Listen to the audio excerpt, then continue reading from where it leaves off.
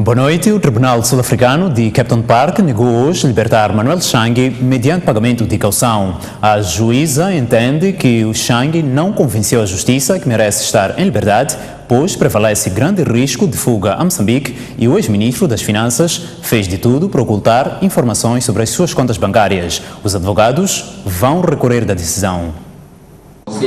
Era uma das audições mais esperadas do caso Manuel Chang.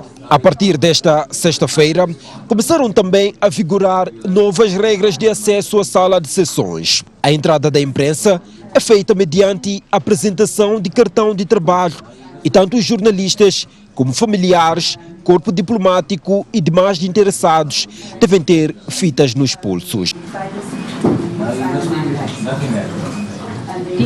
A leitura da sentença sobre o pedido de liberdade provisória iniciou 45 minutos depois da hora prevista. Eram quase 12 horas quando a juíza Sagra Subroyan fez as notas introdutórias do processo 2689, envolvendo o ex-ministro moçambicano das Finanças e deputado da Assembleia da República, preso no dia 29 de dezembro no aeroporto Oliver Tambo, em Johannesburg, em cumprimento de um mandato da justiça norte-americana que o acusa de lavagem de dinheiro, conspiração para fraude eletrônica e imobiliária. Sobre o pedido, a juíza começou por negar o argumento dos advogados, segundo o qual Chang é diabético e não pode permanecer na prisão de Modabi, onde alegou não haver condições.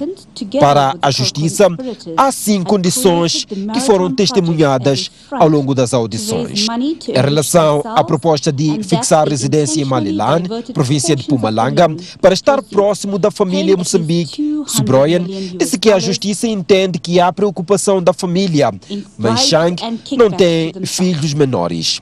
Ademais, pela proximidade com a fronteira, facilidade de atravessar sem documentos ou mesmo falsificar passaporte, o tribunal concorda com o Ministério Público que há grande risco de fuga. E se foge, dificilmente Manuel Chang poderia ser recuperado pelos sul-africanos, porque de acordo com a Constituição da República de Moçambique, os cidadãos nacionais não são extraditados. Outro aspecto que terá pesado contra o ex-ministro é que, segundo o tribunal, ocultou muita informação sobre a sua vida financeira. Tentou, segundo a justiça, mostrar ser um homem de poucas posses ao propor 200 mil randes para caução, quando os seus dados bancários mostram que tem muito dinheiro. A justiça diz que Manuel Chang tem muitas contas domiciliadas em vários países, alguns dos quais Portugal e Espanha. Sobre as viagens para Portugal, Manuel Chang não deu detalhes das razões que o levaram a viajar tantas vezes àquele país, coincidentemente vizinho da Espanha, onde suspeita-se que o ex-ministro tem uma conta onde provavelmente estão os 5 milhões de dólares que terá recebido. Todos estes aspectos levaram a juíza a considerar que o cidadão Manuel Chang não conseguiu convencer a justiça que merece a sua confiança, pelo que o pedido de liberdade foi recusado. To release the applicant on bail under these circumstances would, to my mind, not be in the interests of justice, as it is likely to seriously undermine the criminal justice system, including the bail system itself. I have no doubt that it will seriously undermine and erode the confidence of right-thinking members of society in our criminal justice system. Os advogados, que nunca aceitam dar entrevista, garantiram que vão recorrer da decisão. Foram no total 8 audições marcadas, dias em que Manuel Chang subiu e desceu por essas escadas, parou neste local e acompanhou o debate entre o Ministério Público e a defesa sobre os seus pedidos. Para já, o grande primeiro pedido é recusado pelo tribunal. Manuel Chang não vai estar em liberdade provisória. No próximo dia 26 de fevereiro, voltamos ao tribunal para ouvir a análise sobre o pedido de extradição para os Estados Unidos.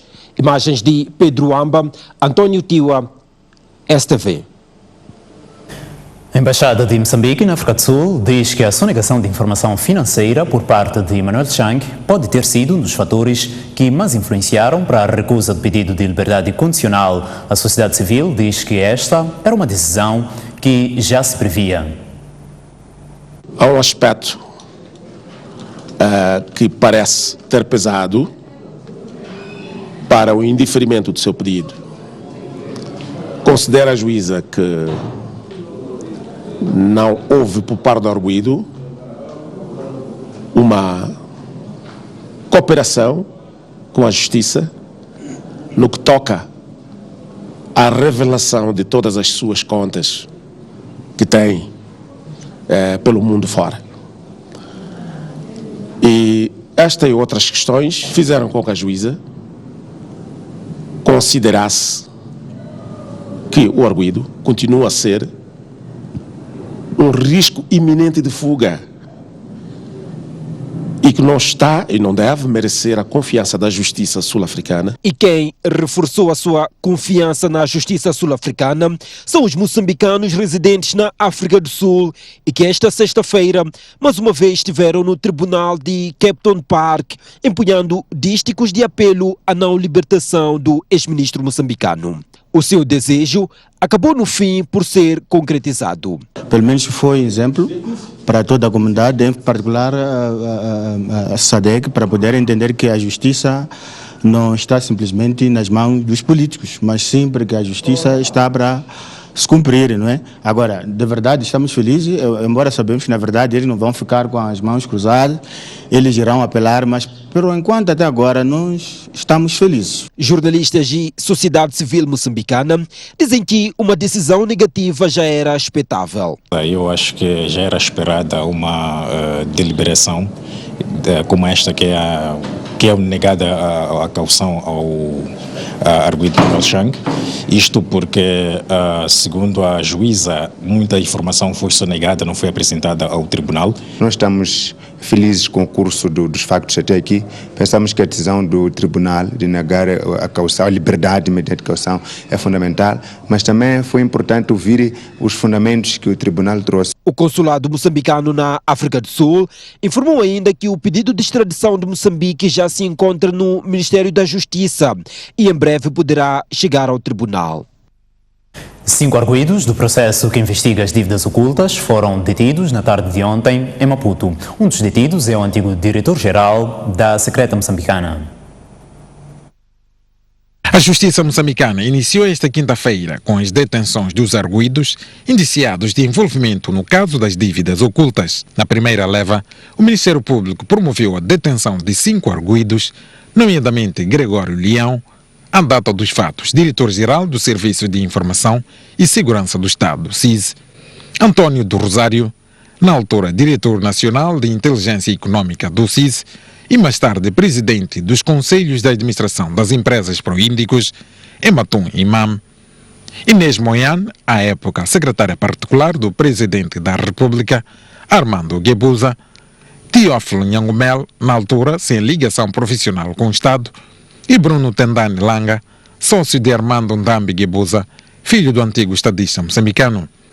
Dos 5 detidos, apenas os nomes de Teófilo Nhangumel e de Armando Ndambi Guebuza constavam da extensa lista de 19 pessoas e uma empresa visadas pelo pedido de quebra de sigilo bancário emitido pela Procuradoria-Geral da República em março de 2017. Na primeira ronda de detenções, o Ministério Público deitou a mão a um dos cérebros da Operação Dívidas Ocultas, Antônio Carlos do Rosário, o todo-poderoso PCA das 3 empresas em nome das quais foram feitos os empréstimos de mais de 2 bilhões de dólares entre 2011 e 2014, último ano do mandato de Armando Guebuza. Enquanto chefe da Inteligência Econômica da Secreta Moçambicana, Antônio do Rosário foi um dos assinantes do contrato do empréstimo de 622 milhões de dólares a favor da Proíndicos, a empresa criada para desenvolver o sistema de monitoramento da costa moçambicana. Foi na qualidade de PCA da Proíndicos que do Rosário é citado como sendo uma das pessoas que negociaram a primeira tranche de pagamento de subornos e propinas que a Private Invest teria de fazer a favor de funcionários do governo para que o projeto de vigilância costeira fosse aprovado. Segundo escreve a Carta de Moçambique, António do Rosário, Gregório Leão e Inês Moiane receberam milhões de dólares diretamente da Private Invest, empresa dos Emirados Árabes Unidos, contratada para prestar serviços a proíndicos Ematum Imam. Outra peça-chave que recolheu as celas é Teófilo Nhangumel, um engenheiro apaixonado por motos de alta cilindrada. Sem ligação ao Estado, Nhangumel apresentou o projeto de vigilância costeira ao governo em 2011 e introduziu às autoridades moçambicanas Jean Bustani, o negociador libanês da Private Invest, detido nos Estados Unidos da América. Nhangumel também é citado como tendo participado das negociações de pagamento de subornos feitos pela Private Invest a dirigentes moçambicanos para que o sistema de monitoramento da costa fosse aprovado. Além da detenção, a indicação de que o Ministério Público ordenou o confisco de bens de Nhangumel, como mostram estas fotografias. Tal como António do Rosário, Teófilo Nhangumel é citado pela imprensa como sendo um dos 2 moçambicanos procurados pela Justiça dos Estados Unidos da América. A STV não conseguiu apurar se os 5 detidos foram presentes esta sexta-feira ao juiz de instrução para a aplicação de medidas de coação. Olhamos agora a outras notícias. O presidente da República, Filipe Nyusi, participou hoje de uma missa em homenagem a Monsenhor Domingos Gonçalo Ferrão, padre da Igreja Católica, que se destacou por defender ideais de liberdade dos moçambicanos e por ter sido denunciante do massacre de Wiriamo. Acompanhado por sua esposa, Isaura Nyusi, o presidente da República chegou ao pavilhão municipal da cidade de Tete por volta das 9 horas.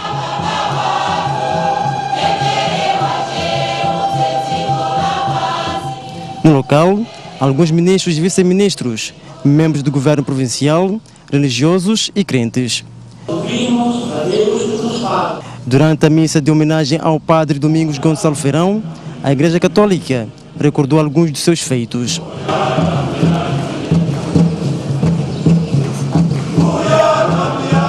Na ocasião, o presidente da República descreveu o padre Ferrão como um herói, patriota e amante da liberdade.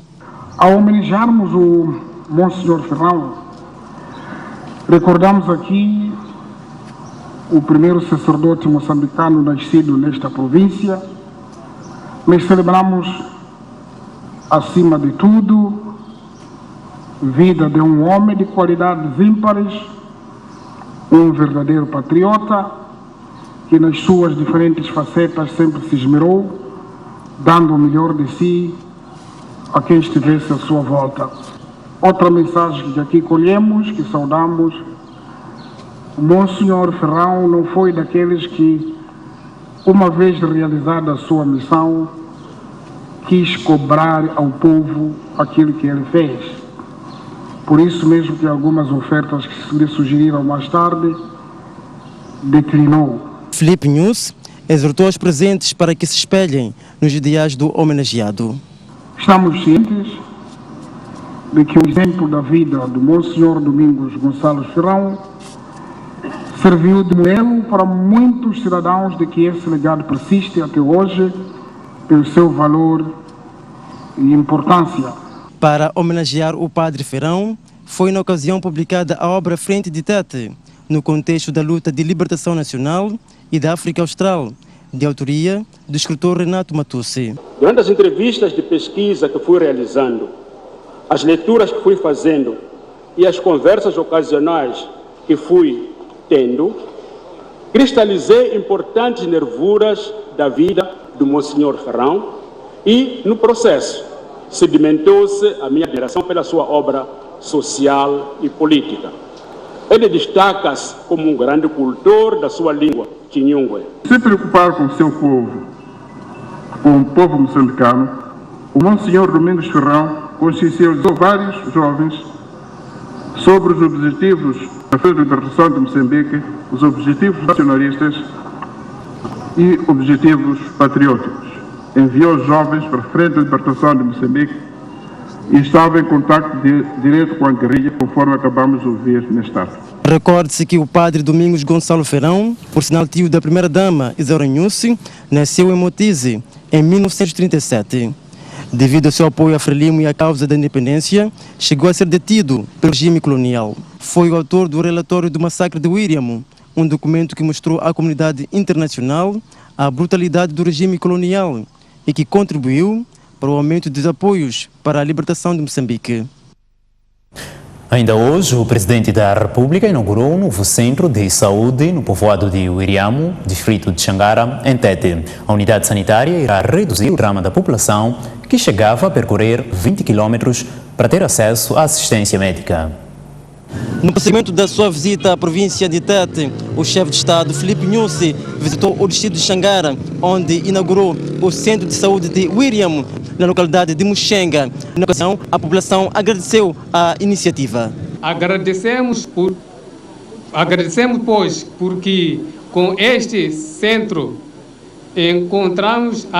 cortamos a distância de 21 quilômetros que a população local, maioritariamente não as mais grávidas, que percorria até ao centro de Padue para beneficiar-se de um tratamento sanitário. Falando no comício popular, o chefe de Estado disse que a construção deste centro de saúde visa melhorar a qualidade de vida da população desta região. A realidade do distrito de Xangara é preocupante porque atualmente é dominado pela malária, diarreias, DTS e SIDA, que no seu conjunto representam quase a totalidade dos casos de doenças notificados nesse distrito. É nossa expectativa, com este centro hospitalar, a população de Xangara vai iniciar uma nova era, porque este centro, para além de curar, mas também vai aconselhar. No ano que terminou, 2018, no país, debaixo de todas as dificuldades que atravessamos, conseguimos construir 29 novas unidades sanitárias e reduzimos desta forma a distância que a nossa população percorre para chegar a uma unidade sanitária. Além de reduzir a distância percorrida pela população, este centro de saúde irá beneficiar cerca de 18 mil pessoas nesta região. De Tete, Abdulmanissa Raul-Massingue, para a STV.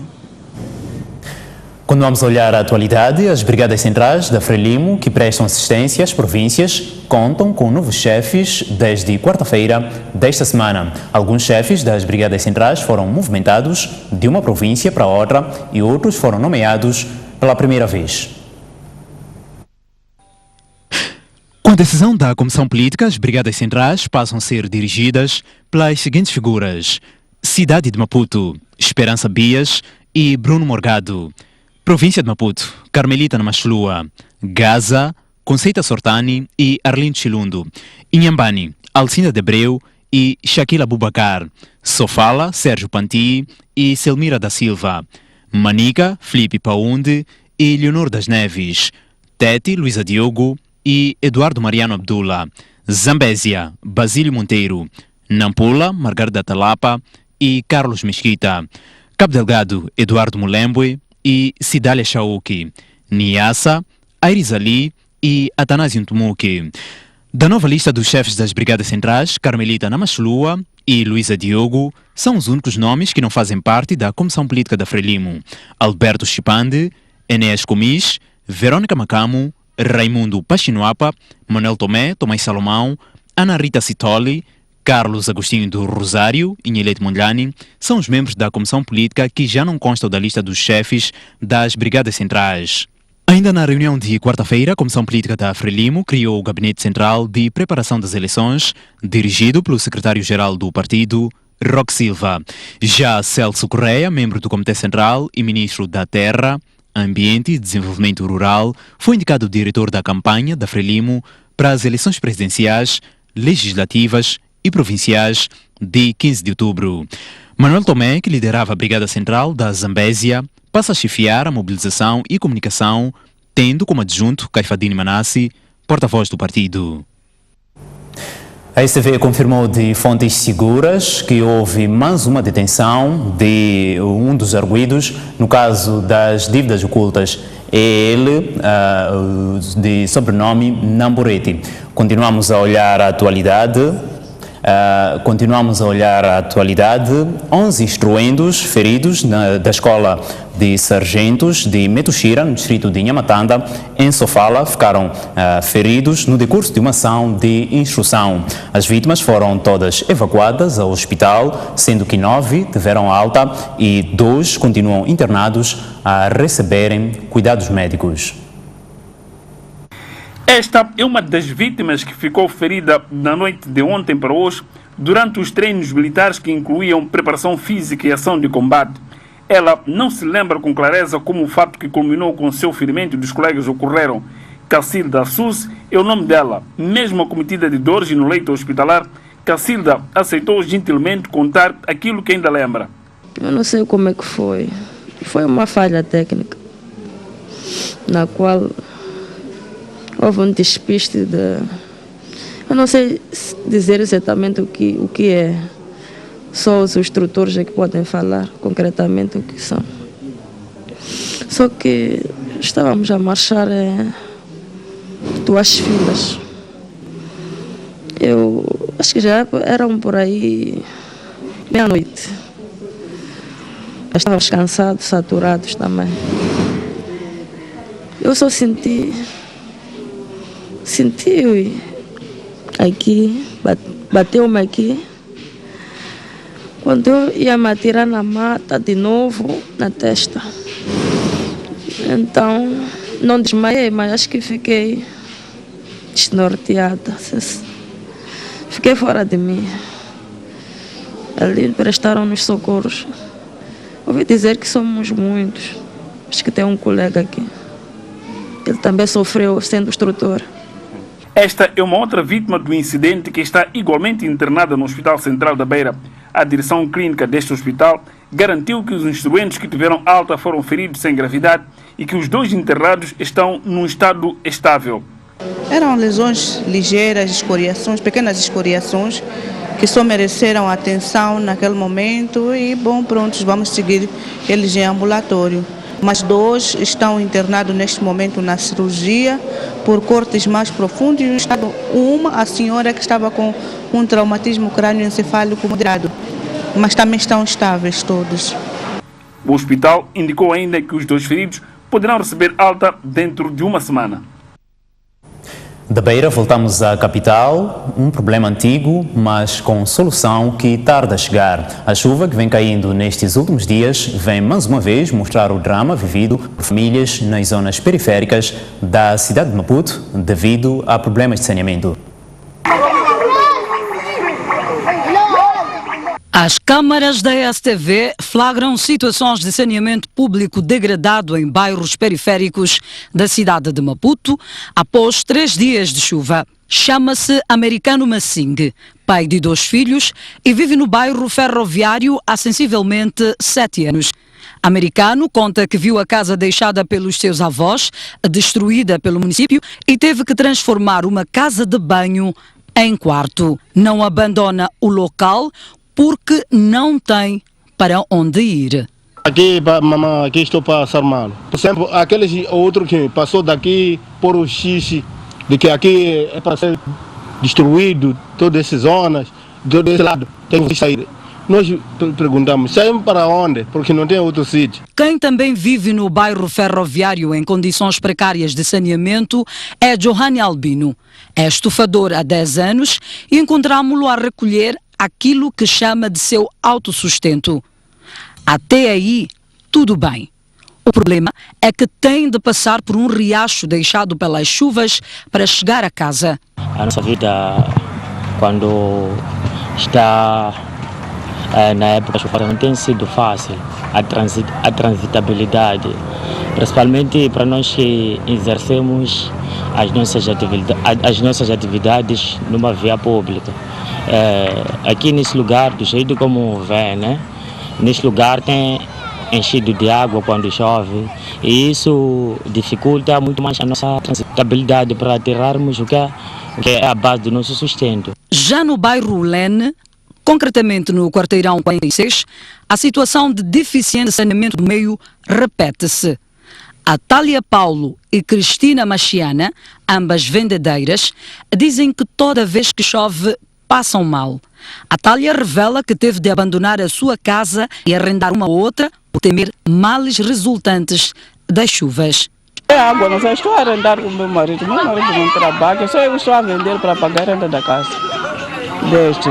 Estamos a pedir ajuda, pelo menos levar bombeiro ou vir tirar a água ou fazer uma bacia, assim, qualquer coisa. Cristina Machiana, de 64 anos, diz que desde que nasceu no bairro de Ulene, nunca foi contactada por nenhuma estrutura informal a que se devia retirar. Machiana diz mesmo que já viu algumas pessoas a identificarem-se como sendo do município, mas nunca disseram nada.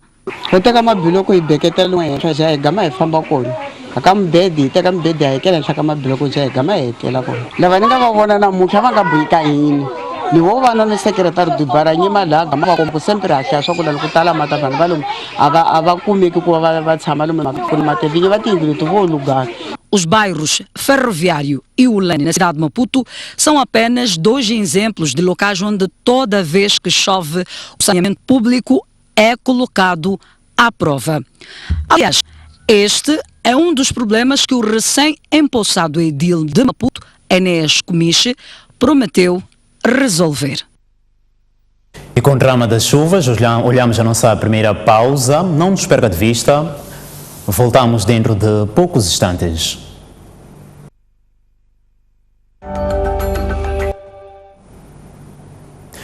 De volta para continuarmos a olhar a atualidade.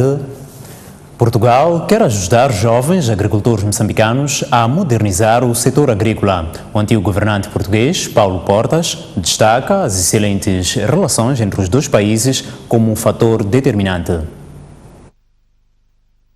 A capital moçambicana, Maputo, foi palco esta sexta-feira de um debate sobre a qualidade e competitividade agroindustrial que juntou vários intervenientes do setor em busca de estratégias de modernização da agricultura.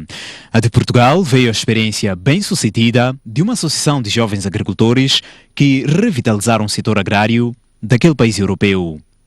Um país jovem como Moçambique, permitam-me este desabafo, tem de apostar efetivamente em políticas muito viradas para os jovens, para os estimular, para que eles se sintam motivados a encarar uma atividade que, há alguns anos a esta parte, dizíamos em Portugal que era a atividade de empobrecer alegremente.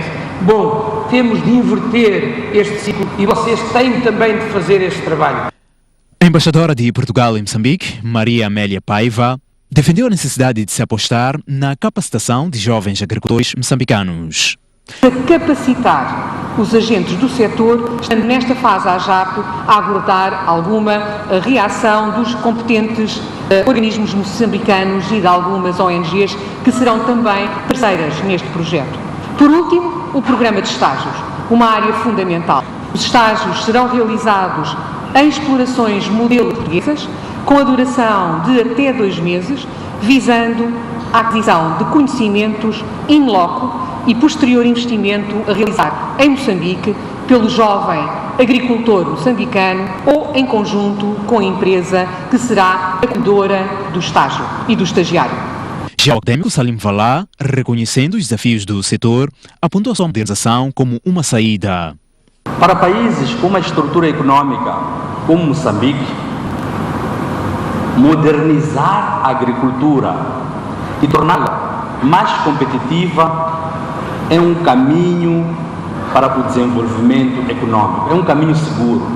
O antigo vice-primeiro-ministro português, Paulo Portas, destacou as vantagens da aposta na agricultura. Sem agricultores não há ecologia e a aliança entre uma agricultura sustentada e uma ecologia inteligente também é muito importante para a coesão de um país. Eu acredito absolutamente no futuro da agricultura de Moçambique como um dos pilares de desenvolvimento deste país maravilhoso que eu acho que pode ter um belíssimo futuro. O debate culminou com a assinatura de 2 protocolos de cooperação entre o Millennium BIM, a Associação de Jovens Agricultores de Portugal e a Confederação das Associações Econômicas de Moçambique.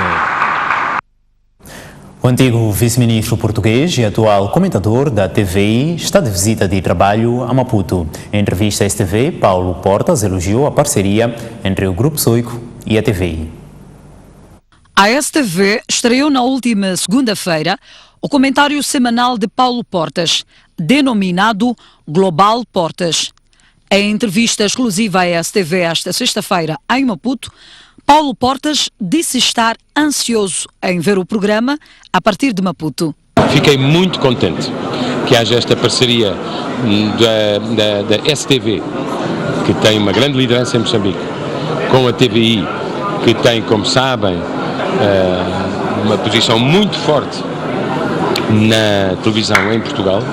Fiquei muito contente que um espaço como o Global, que em Portugal passa todos os domingos, que em Moçambique passará, já passou esta semana, todas as segundas-feiras a seguir ao telejornal.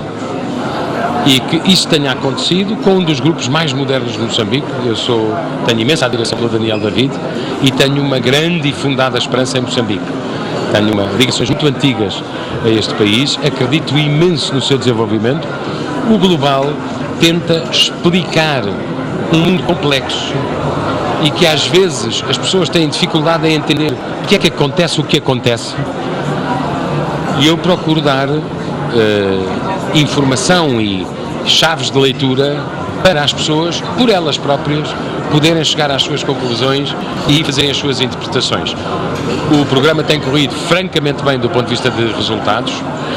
A expansão para o mundo lusófono, começando por Moçambique, é uma notícia feliz e eu espero estar à altura e poder, um dia destes, assistir ao Global aqui em Maputo. O antigo ministro dos Negócios Estrangeiros português falou ainda do valor da relação entre Portugal e Moçambique.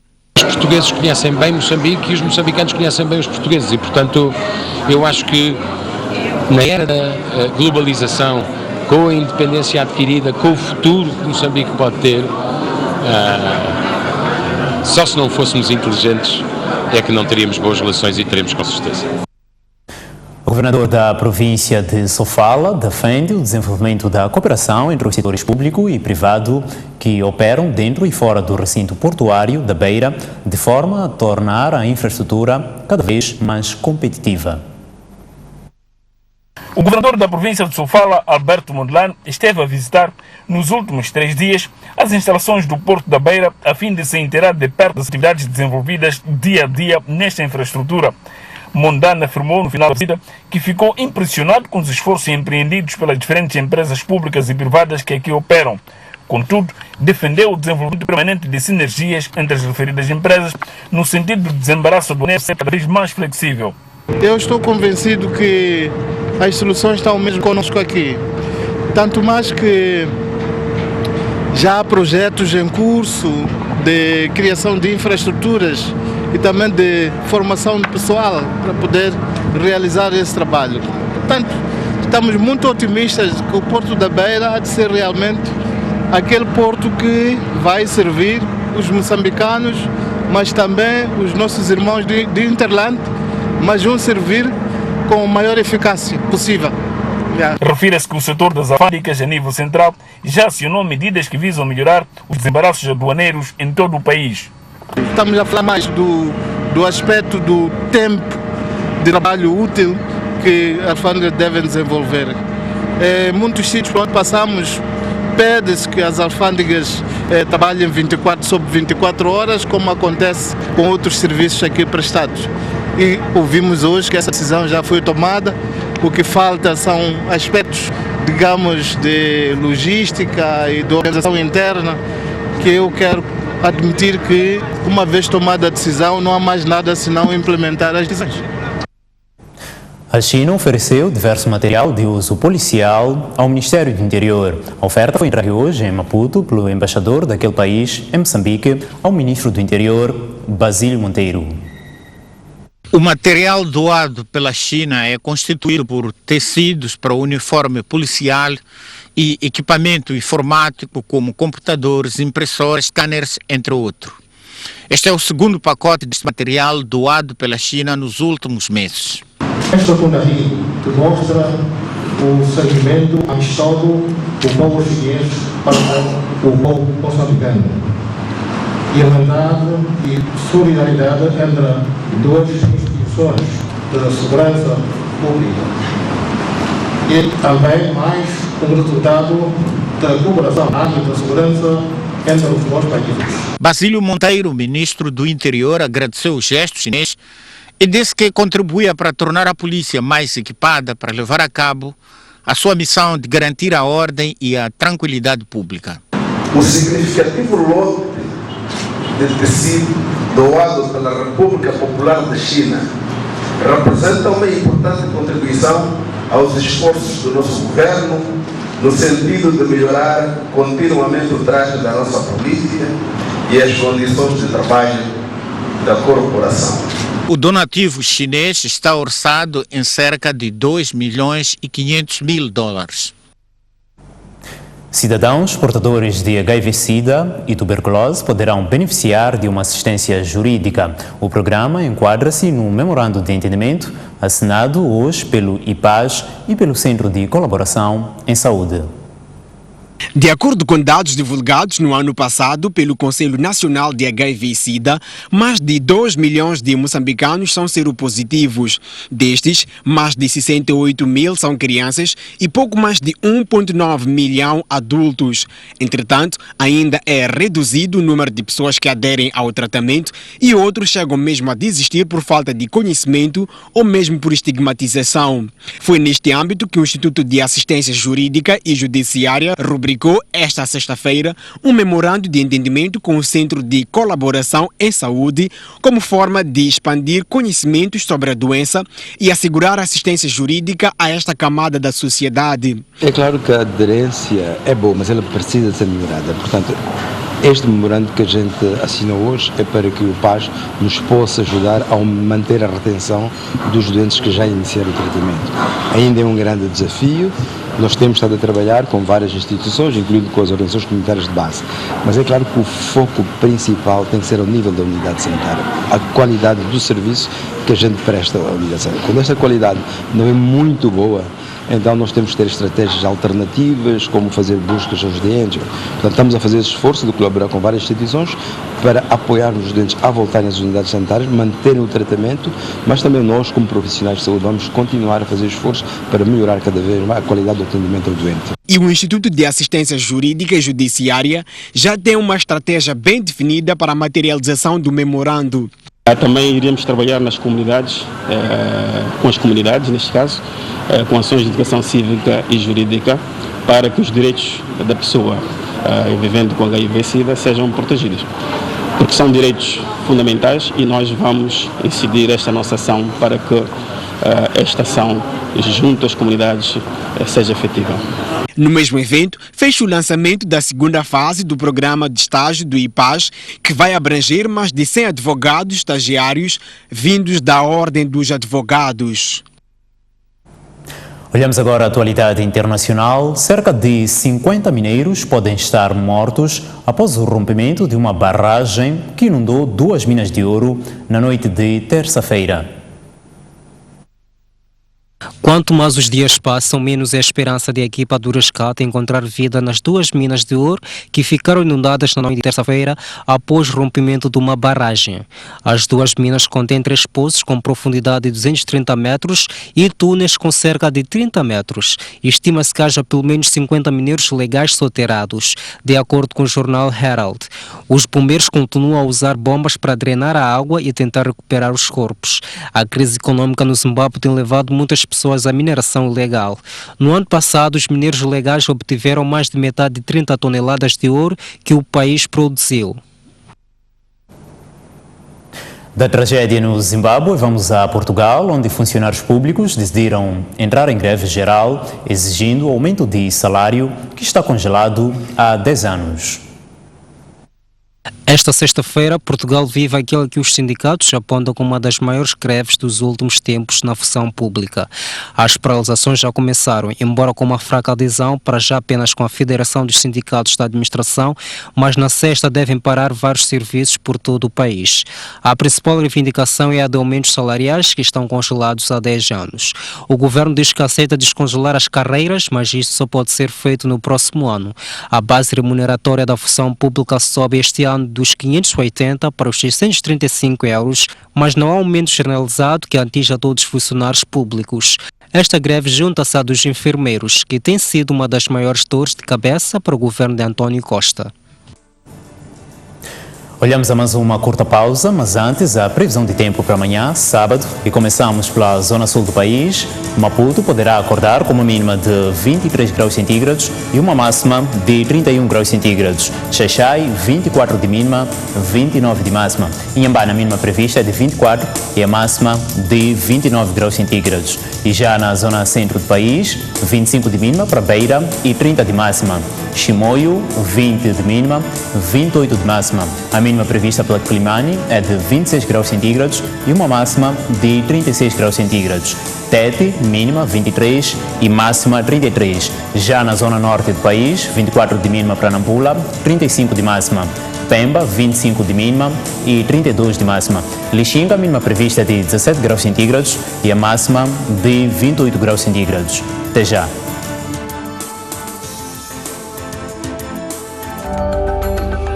De volta ao jornal e com informação de última hora, foi detido mais um arguido no processo das dívidas ocultas. É ele, Sérgio Namburete, e é próximo à família de Busa e que também tem experiência na gestão de várias empresas, com destaque para a empresa Lodge Solutions, onde desempenhou as funções de administrador. Sérgio Namburete junta-se aos outros 5 arguidos que foram detidos ontem neste processo das dívidas ocultas. Olhamos agora a notícias do desporto. A sentença dos 3 jogadores do Ferroviário de Pemba, que estão a ser julgados pelo crime de ofensas corporais, está marcada para a terça-feira, 19 de fevereiro. Os jogadores são acusados de agressão a uma equipa de arbitragem em pleno jogo em agosto de 2018. O Tribunal Judicial da cidade de Pemba precisou apenas de 2 horas para julgar o caso de ofensas corporais contra uma equipa de árbitros de futebol violentamente agredidos em agosto do ano passado, em pleno jogo entre o Ferroviário de Pemba e Bahia de Pemba Futebol Clube.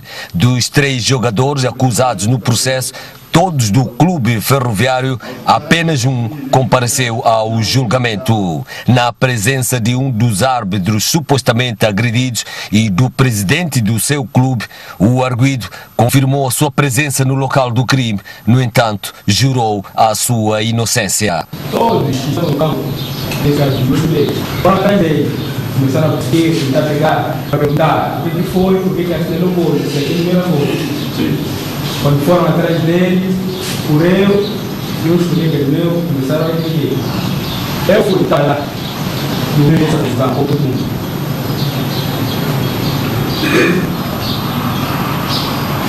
E qual foi a sua ação? Eu fui tentar impedir para não continuasse a fazer o que estava a fazer. Nas alegações finais, o Ministério Público pediu condenação exemplar aos jogadores que agrediram o árbitro.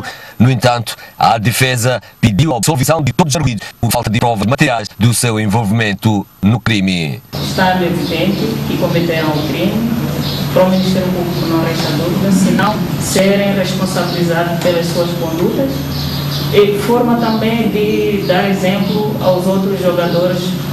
Como podemos acompanhar, foi um ato que quase se manifestou por todo o país. Estamos a falar de umas imagens, isso sabe, não contar imagens dessas que nós todos tivemos acesso.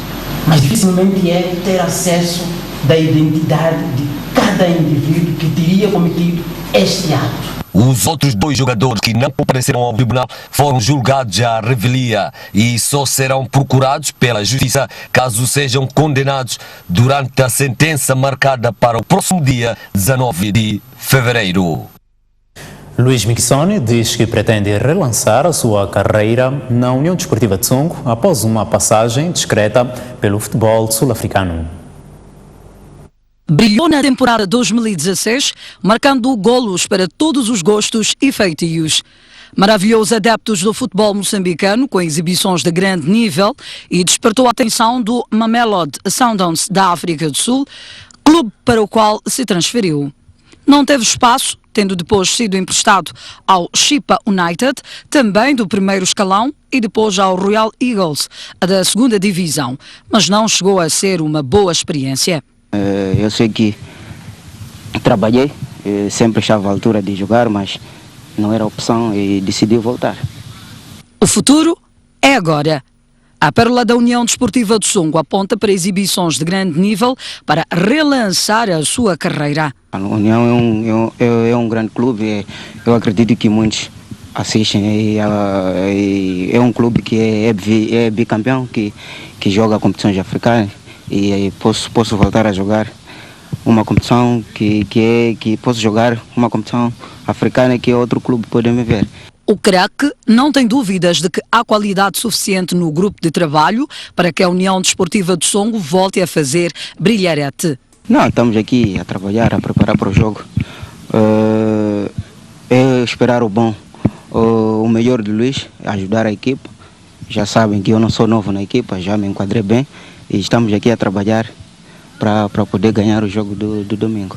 Os Mambas são também objetivo de Mickey Son, que sonha em disputar o Campeonato Africano das Nações.